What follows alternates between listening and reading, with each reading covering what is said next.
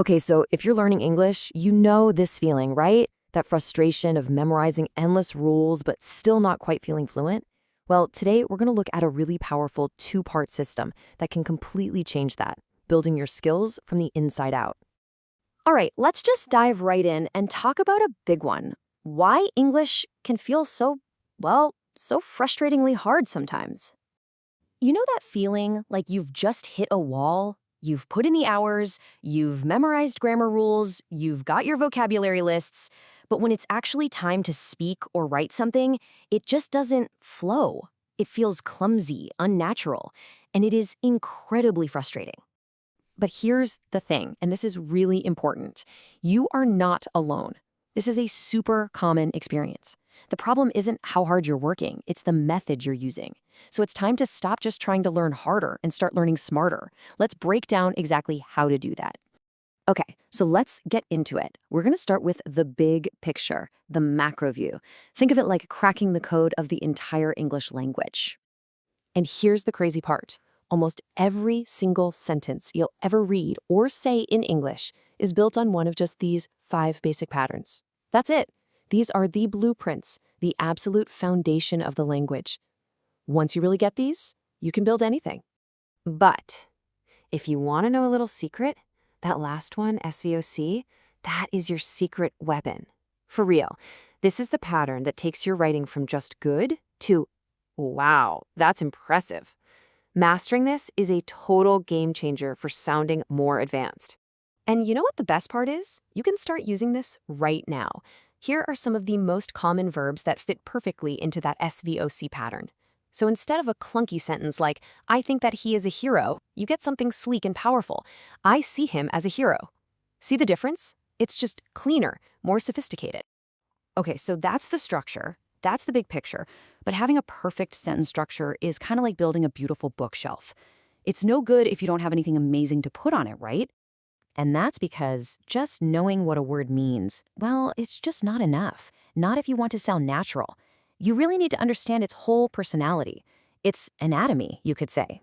You know, there's this incredible framework from a researcher named Paul Nation, and it is a total game changer for this. It basically gives you this 8-point checklist for truly owning a word, taking you way beyond just recognizing it. All right, enough theory. Let's see this thing in action. We're going to take one single super useful word and just completely dissect it using this 8-layer framework. And that word is crisis. So, layer 1, meaning. Simple enough, right? A crisis is a time of danger. We all get that. An economic crisis. But what about a crisis of confidence? See, that's a little more abstract, a deeper level of meaning. Okay, on to layers 2 and 3, how you write it and how you say it. And oh man, this is a classic trap for so many learners. The plural of crisis is not crises, it's crises. And listen to the pronunciation change. Crisis to crises. Nailing that little detail, it makes a huge difference in how fluent you sound.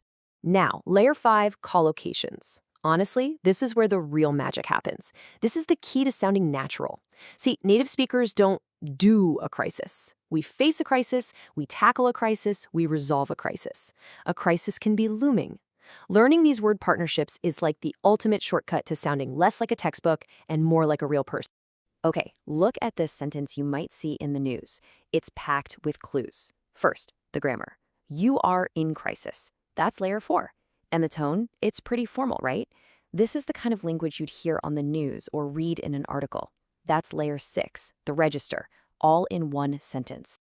And finally, layers 7 and 8, where and how often you'll see this word. You're going to find crisis all over the place, in news reports, in articles about politics and economics. What does that tell you? It's a super common, high-frequency word.